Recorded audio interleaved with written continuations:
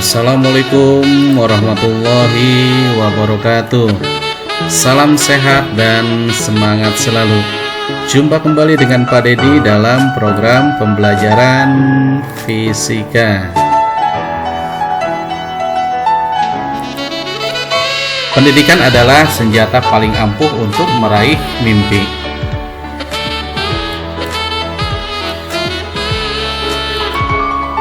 Perhatikan animasi-animasi berikut ini.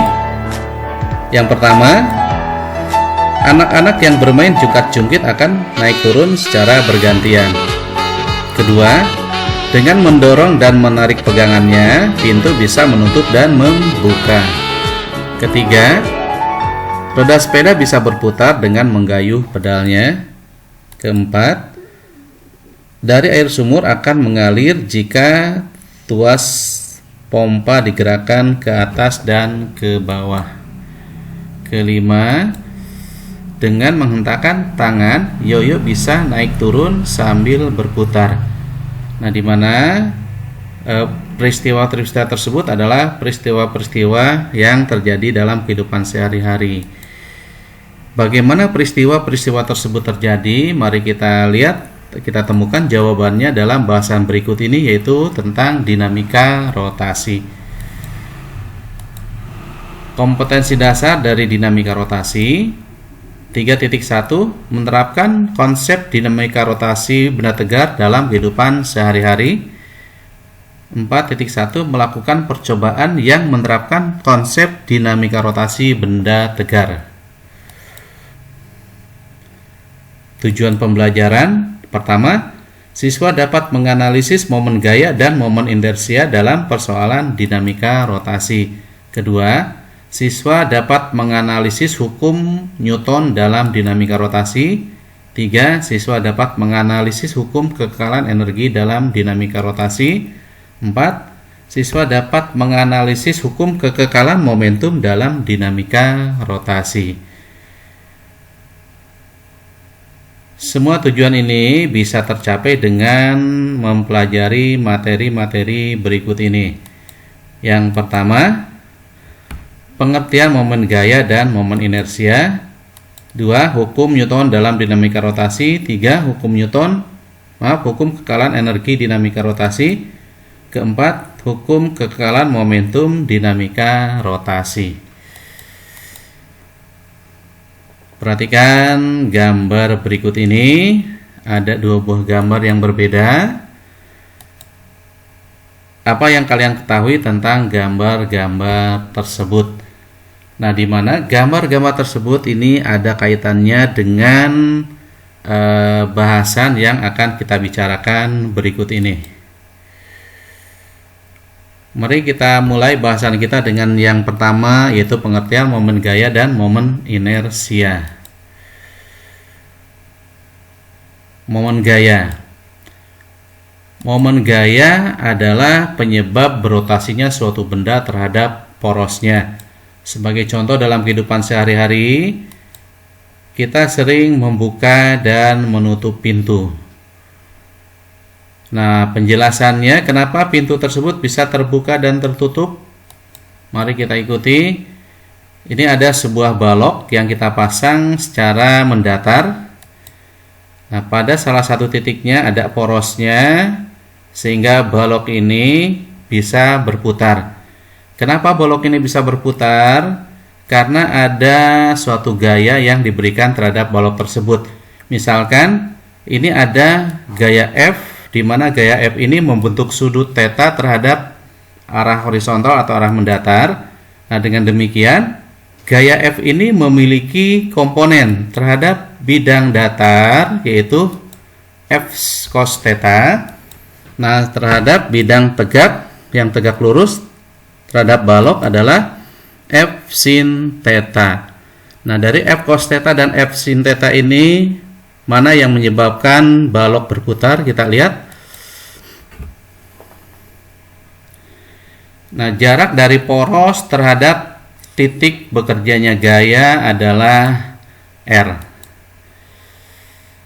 Sehingga dengan adanya F, maka balok ini bisa berputar. Nah, besarnya momen gaya yang ditimbulkan oleh gaya F sehingga menyebabkan balok tersebut berputar adalah tau sama dengan Rf sin theta, di mana tau ini adalah momen gaya atau disebut juga torsi.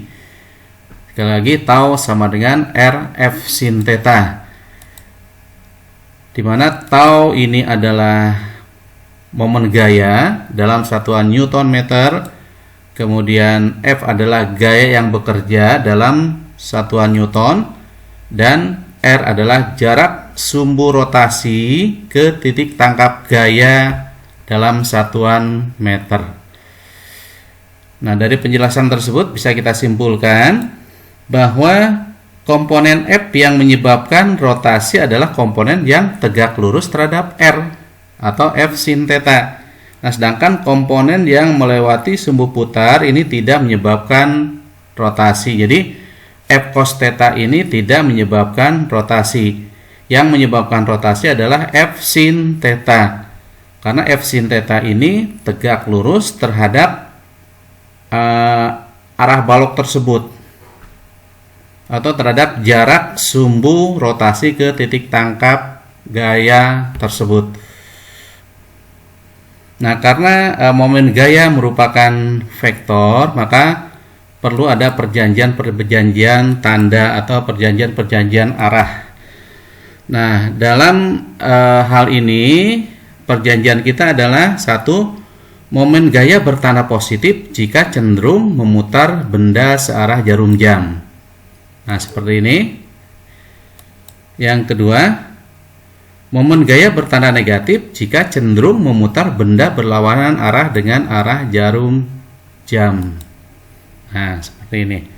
Nah, mengenai perjanjian ini bisa dibalik, tapi perjanjian yang kita gunakan adalah perjanjian seperti ini.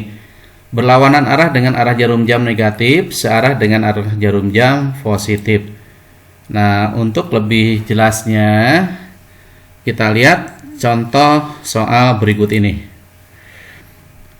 Sebuah silinder pejal dipasak pada asnya yang licin sempurna. Seutas tambang yang dililitkan pada dinding luar dengan radius R1 sama dengan 1 meter mengerjakan gaya F1 sama dengan 5 Newton ke arah sumbu X positif. Seutas tambang yang lain dililitkan di dinding dalam, maksudnya di dinding dalam dengan radius R2 sama dengan 0,5 meter mengerjakan gaya F2 sama dengan 6 Newton ke arah sumbu Y positif. Tentukan momen gaya total dan arah putarnya. Yuk kita temukan jawabannya. Kita lihat ini adalah sebuah silinder pejal. Nah, kita posisikan silinder pejal ini pada persumbuan X dan Y. Nah, di sini kita lihat ada sebuah gaya yang bekerja searah dengan X positif yang jarak dari sumbu putar terhadap titik kerja gayanya adalah R1. Ini adalah F1-nya. Dan ada gaya yang lain yang jaraknya adalah R2, di mana gaya tersebut bekerja pada arah sumbu Y negatif. Nah, bisa kalian perhatikan di sini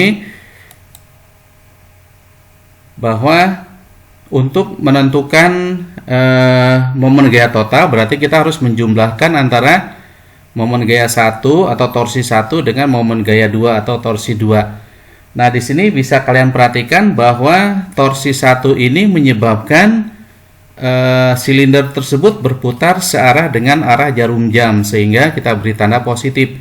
Tau 1 sama dengan F1 kali R1. Nah, sedangkan untuk tau 2 ini bertanda negatif. Kenapa?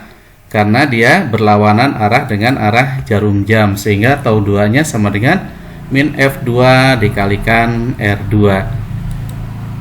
Nah, dengan demikian tau totalnya sama dengan tau 1 plus tau 2, di mana tau 1 adalah F1 kali R1 bertanda positif, tau 2 adalah F2 kali R2 bertanda negatif. Nah, karena F-nya adalah 5, F1 5, R1 adalah 1, dan F2-nya 6, R2-nya adalah 0,5, sehingga kita dapatkan 5 kali 1 dikurang 6 kali 0,5. Hasilnya adalah 2 Newton meter. Di sini bertanda positif, artinya bahwa silinder ini berputar searah dengan arah jarum jam.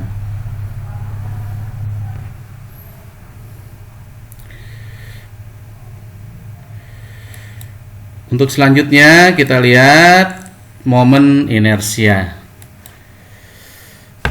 Nah, kalian perhatikan anak yang bermain jungkat-jungkit. Kenapa jungkat-jungkit ini selalu bergerak ke bawah, setelah dia bergerak ke atas kembali lagi ke bawah? Nah, karena ada sesuatu yang ada pada kedua anak tersebut. Nah, sesuatu tersebut apa? Kita lihat.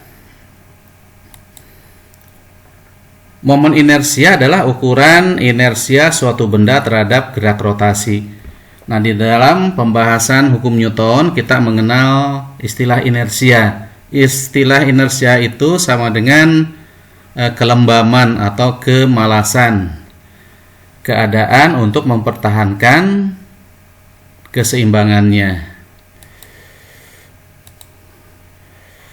Kecenderungan untuk tidak mengalami perubahan gerak rotasi. Jadi bisa kita simpulkan bahwa momen inersia ini adalah sesuatu yang dimiliki oleh suatu benda untuk mempertahankan agar benda tersebut tidak berotasi. Nah, sedangkan besar dari momen inersia ini tergantung kepada massa benda dalam kilogram, massa benda dalam kilogram, dan distribusi gaya terhadap sumbu putar. Massa benda lambangnya adalah atau simbolnya adalah M, sedangkan yang kedua distribusi benda terhadap sumbu R lambangnya adalah R terhadap sumbu putar. Jadi besar momen inersia ini tergantung pada massa atau M dan tergantung pada jarak benda tersebut atau jarak titik tersebut terhadap sumbu putarnya atau R.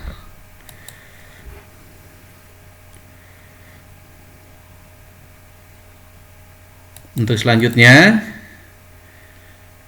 bahwa pembahasan momen inersia ini dibedakan menjadi yang pertama momen inersia yang dipandang sebagai partikel, dan yang kedua adalah momen inersia yang dipandang sebagai benda tegar.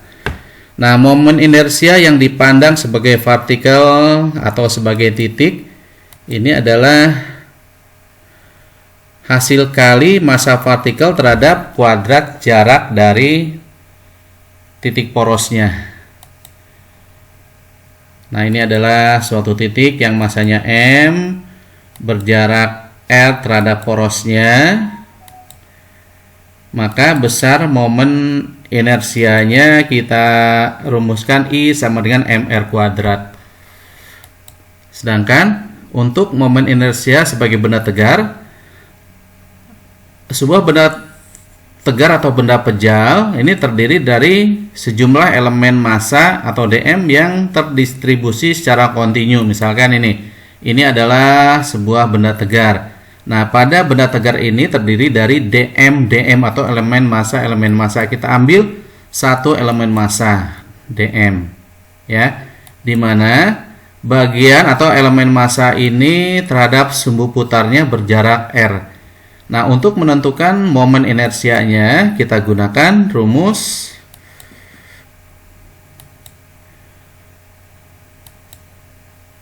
I sama dengan integral R kuadrat dm.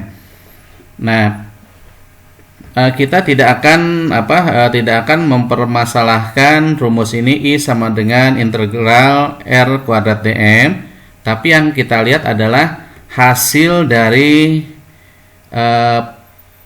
penurunan rumusnya, penurunan rumus dengan menggunakan I sama dengan integral R kuadrat dm. Nah, untuk partikel sudah jelas, I-nya sama dengan mr kuadrat. Nah, bagaimana kalau partikel tersebut berbentuk benda. Nah, ini tergantung kepada bentuk dan struktur benda. Nah, kita lihat momen inersia berbagai benda. Nah, momen inersia berbagai benda kalian perhatikan ini banyak sekali, tergantung kepada bentuk benda dan tergantung kepada sumbu putarnya di mana. Sedangkan di SMA kita hanya menggunakan beberapa benda saja. Selain partikel tadi, kita menggunakan beberapa benda atau benda-benda tertentu di dalam penyelesaian masalah dinamika rotasi. Yang sering digunakan adalah sebagai berikut. Momen inersia dari silinder pejal yang rumusnya I sama dengan 1/3 mr kuadrat. Kemudian momen inersia dari silinder tipis berongga yang rumusnya adalah I sama dengan mr kuadrat. Dan momen inersia dari bola pejal yang rumusnya I sama dengan 2/5 mr kuadrat, serta momen inersia bola tipis berongga yang rumusnya I sama dengan 2/3 mr kuadrat. Jadi yang perlu kalian ingat hanya 4 ini saja ditambah dengan momen inersia dari partikel. Ya, selanjutnya kita lihat contoh soal dari momen inersia. Nah, di sini ada ada 3 buah benda A, B, dan C yang terdistribusi pada persumbuhan X dan Y. Perhatikan gambar di samping. Jika diketahui massa A, B, dan C masing-masing 1 kg, 2 kg, dan 3 kg, tentukan momen inersia sistem tersebut jika sumbu putarnya A terhadap sumbu Y dan B melalui A tegak lurus bidang XY. Ya, kita lihat jawabannya bagaimana. Untuk yang A, dengan sumbu putar sumbu Y. Nah, kalau kita gambarkan seperti ini. Nah, jadi sumbu putarnya adalah sumbu Y. Nah, apabila sumbu putarnya sumbu Y, bagaimana posisi A, B, dan C? Kita lihat. Dengan sumbu putar Y sebagai poros, maka didapat RA-nya sama dengan 0. Kemudian RB-nya 3 meter dan RC-nya 0. Maka didapatkan momen inersia sistem tersebut adalah I sama dengan MA kali RA kuadrat plus MB kali RB kuadrat plus MC kali RC kuadrat. Nah, di sini kita tidak mengenal negatif atau positif karena momen inersia merupakan besaran skalar. Jadi diselesaikan dengan penyelesaian aljabar biasa. Nah, selanjutnya I sama dengan MA. MA-nya 1 karena RA-nya 0, maka 1 dikalikan 0 kuadrat ditambah MB-nya 2, RB-nya 3, maka 2 dikali 3 kuadrat dan MC-nya 3, RC-nya 0, maka 3 dikali 0 kuadrat. Sehingga kita dapatkan bahwa momen inersia sistemnya adalah 18 kg meter persegi. Nah, selanjutnya melalui A tegak lurus bidang XY. Nah, kalau kita gambarkan sebagai berikut. Nah, ini adalah arah putarnya seperti ini, miring. Nah, sekarang bagaimana posisi dari RA, RB, dan RC? Nah, kalau sumbu putarnya seperti ini, maka RA-nya adalah 0, RB-nya adalah 3 meter, dan RC-nya adalah 3 meter. Nah, dengan demikian, momen inersia sistemnya I sama dengan MA RA kuadrat plus MB RB kuadrat plus MC RC kuadrat. Sama dengan I atas 1 dikalikan 0 kuadrat plus 2 dikali 3 kuadrat plus 3 dikali 3 kuadrat. Dengan hasil 45 kg meter persegi. Itu adalah soal-soal untuk momen inersia.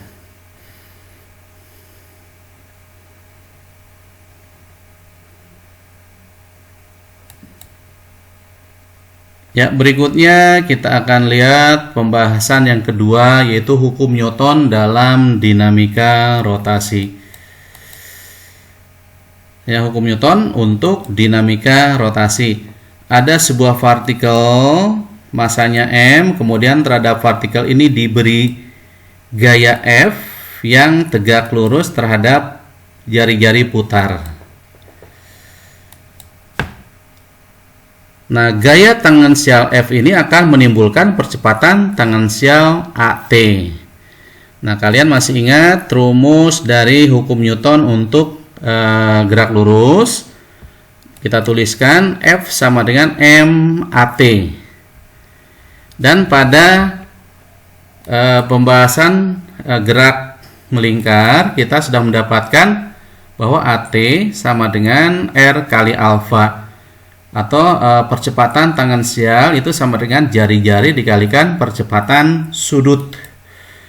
Nah, dengan demikian, karena kita sudah mendapatkan bahwa tau sama dengan R kali F, atau momen gaya sama dengan R, jari-jari atau jarak dari sumbu putar terhadap titik kerja gaya dikalikan dengan gaya itu sendiri.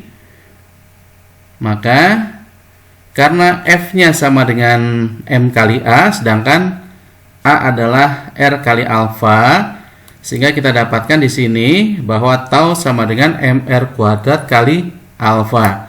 Sedangkan MR kuadrat kita tahu adalah I, ya. MR kuadrat kita tahu adalah I. Nah, dengan demikian bahwa tau sama dengan I dikalikan alfa. Momen inersia sama dengan momen gaya sama dengan momen inersia dikalikan percepatan sudut. Nah, ini adalah rumus dari hukum 2 Newton untuk dinamika rotasi. Tau sama dengan I kali alfa.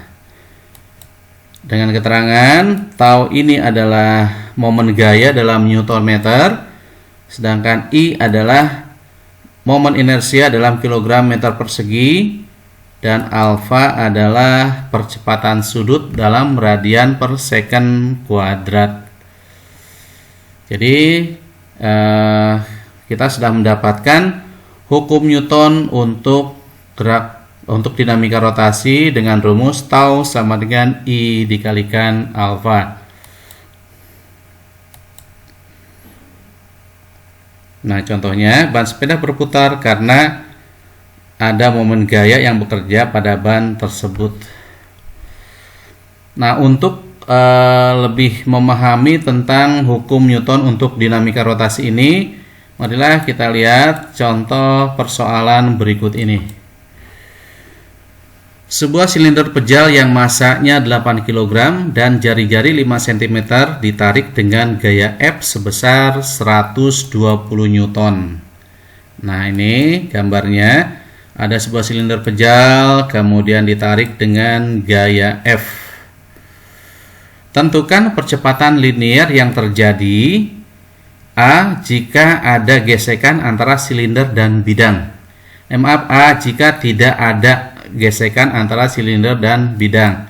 B jika ada gesekan antara silinder dan bidang. Nah, kita lihat jawabannya yang A. Jika tidak ada gesekan antara silinder dan bidang, maka apa yang terjadi? Nah, sebelumnya kita lihat dulu gaya-gaya yang bekerja pada silinder pejal ini. Di samping ada gaya F, di sini juga silinder memiliki jari-jari R, ya, sebagai jari-jari putarnya. Nah, bekerja juga gaya berat ya pada silinder pejal ini. Nah, karena silinder pejal ini bertumpu pada bidang atau pada lantai, maka terdapat gaya normal. Nah, walaupun tidak semua gaya kita gunakan, karena yang kita gunakan ini adalah gaya yang searah dengan gerak dan dengan putarannya.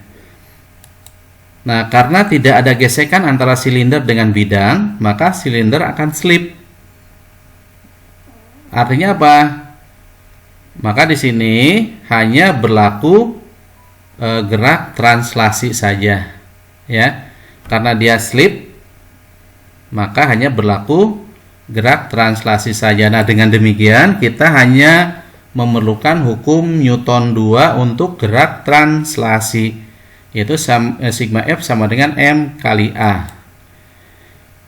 Nah, karena yang akan kita cari adalah A atau percepatan, maka A sama dengan sigma F per M, di mana sigma F-nya adalah 120, M-nya 8. Nah, dengan demikian A-nya adalah 15 meter per second kuadrat. Ya, jadi kalau tidak ada gesekan, maka hanya terjadi gerak translasi saja. Nah, untuk selanjutnya kita lihat yang B. Jika ada gesekan antara silinder dan bidang. Nah, kita lihat dulu dari gambarnya. Ini ada gaya F yang arahnya ke kanan. Nah, karena antara silinder dan bidang ini ada gesekan, maka terjadi gaya gesek yang arahnya berlawanan dengan F. Kita sebut saja FG. Nah, di samping juga ada gaya MG dan ada gaya normal, ya, dengan jari-jari lintasan R. Nah, karena ada gesekan antara silinder dan bidang, maka silinder menggelinding, ya. Artinya apa? Bahwa silinder ini mengalami gerak translasi dan gerak rotasi. Itu namanya menggelinding. Momen gaya yang menyebabkan gerak rotasi dari silinder adalah tau sama dengan Fg kali R. Gaya gesek dikalikan jari-jari rotasinya. Nah, sementara kita sudah mendapatkan hukum Newton 2 untuk gerak rotasi, tau sama dengan I dikalikan A. Nah, dengan demikian di sini kita dapatkan Fg dikalikan R sama dengan I dikali alfa. Nah, sedangkan kita sudah mendapatkan rumus A sama dengan R kali alfa. Nah, dengan demikian alfanya bisa kita ganti dengan A per R, sehingga kita dapatkan rumus Fg sama dengan 1 per R kuadrat dikalikan A. Gaya yang menyebabkan gerak translasi adalah sigma F sama dengan M kali A. Nah, karena sigma F itu berdasarkan gambar bisa kita lihat adalah F dikurang dengan Fg sama dengan M kali A, di mana Fg-nya adalah I 1 per R kuadrat dikalikan A, maka kita tuliskan F min 1 per R kuadrat dikali A sama dengan M kali A, atau A dalam kurung M plus 1 per R kuadrat sama dengan F. A sama dengan F dibagi M plus 1 per R kuadrat. Nah, untuk silinder pejal bahwa I-nya adalah 1/3 MR kuadrat. Nah, kalau I-nya kita ganti dengan 1/3 MR kuadrat, maka kita dapatkan A sama dengan F per 1/3 MR kuadrat M plus 1/3 MR kuadrat dikalikan R kuadrat, sama dengan F per M plus 1/3 M, atau sama dengan 4F per 3M. Nah, dengan demikian kita dapatkan bahwa percepatannya adalah A sama dengan 4 kali 120 dibagi 3 kali 8, yang hasilnya adalah 20 meter per second kuadrat. Dan mohon maaf, ini adalah angka 3 diganti dengan 3 karena R-nya kita coret, sehingga M plus 1/3 M. Nah, demikianlah contoh soal dari hukum Newton untuk dinamika rotasi.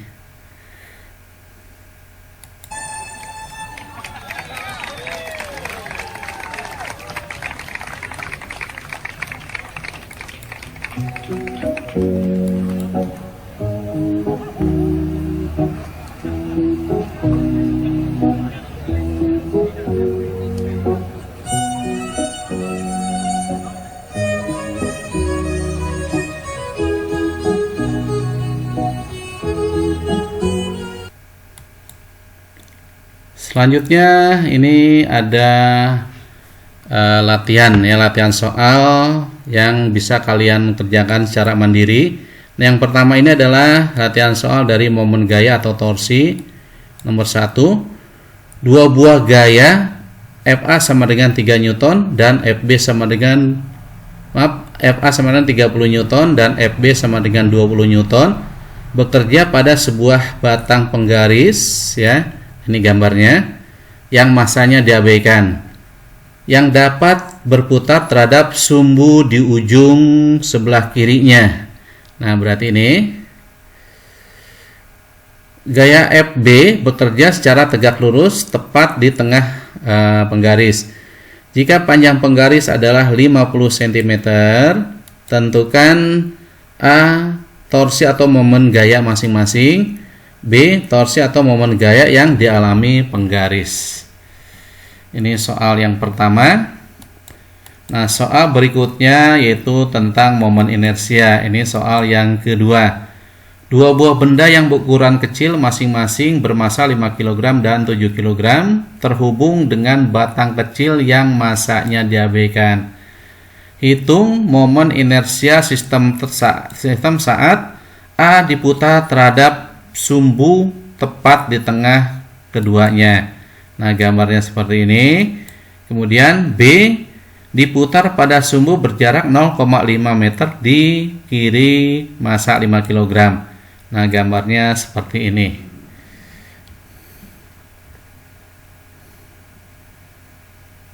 Untuk selanjutnya adalah soal untuk hukum Newton dinamika rotasi. Itu soal yang ketiga. Seutas tali yang digantungi beban M sama dengan 0,1 kg dililitkan pada sebuah katrol yang berbentuk silinder pejal. Massa katrol adalah 0,8 kg dengan jari-jari 10 cm. Awalnya katrol dalam keadaan diam dan terus bergerak dengan percepatan tertentu. Tentukan percepatan sistem katrol tersebut. Nah, ini adalah gambarnya. Untuk soal yang terakhir, sebuah silinder pejal dengan diameter 1 meter berada pada bidang datar kasar. Selanjutnya, silinder didorong tepat pada pusat massanya dengan gaya F sama dengan 6 kali massa benda. Jika silinder menggelinding tanpa slip, tentukan percepatan tangensialnya. Itu adalah soal-soal yang harus kalian kerjakan. Ya, demikianlah pembahasan kita pada kali ini. Ya, semoga apa yang sudah kita pelajari bisa kalian pahami dengan baik. Ya, demikian. Wassalamualaikum warahmatullahi wabarakatuh.